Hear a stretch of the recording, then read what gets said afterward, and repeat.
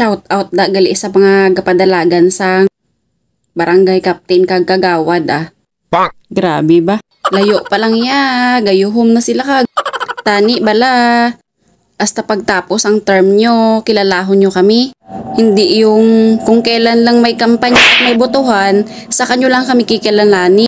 Tapos yung iba pa nga sasabihin pa na, ay, kapamilya kayo namin. Wag kami. Kay kung kinahanglan na gani ka mo sang tawo. Nga parang naguman gani ka mo pa.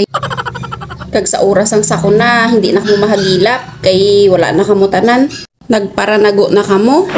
Pansinin nyo yung mga plataporma bala nila. Una, edukasyon. Anong mabulig nyo sa edukasyon ka mga bata? Nga haluson gani ka mo kapa-eskwela ka mga bata nyo. Kag ang iba naman niya nga may mga bata nga ga-eskwela, pangayuan lang gani ka balon ang tatay nila. Kapangakig na. Edukasyon pang imo plataporma. Nga kahit magbigay gani isang tulong sa hinabdos mo, hindi ka katulong. Kag ari pa. Tapos ang isa naman, ang iya plataporma, kalinisan. Di puga na kalinisan. May kalinisan ka pa yung nabalaan niya nga. Sa inyo balay gani, hindi ka kapanilhig. Maglaba gani ka mga brief nyo, asawa nyo pa. Tapos sabihin nyo kalinisan. Kung magpasalig ka mo sa tao, sana naman yung makatotohanan.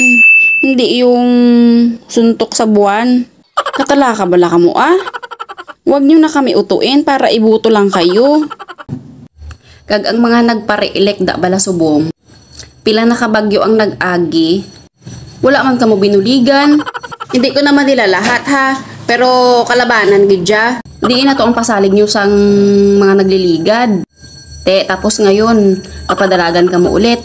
Alam nyo, kahit ilang tarpulin pa yan ang idikit nyo dyan, kung hindi kayo iboboto ng tao, hindi nyo talaga yan mapipilit.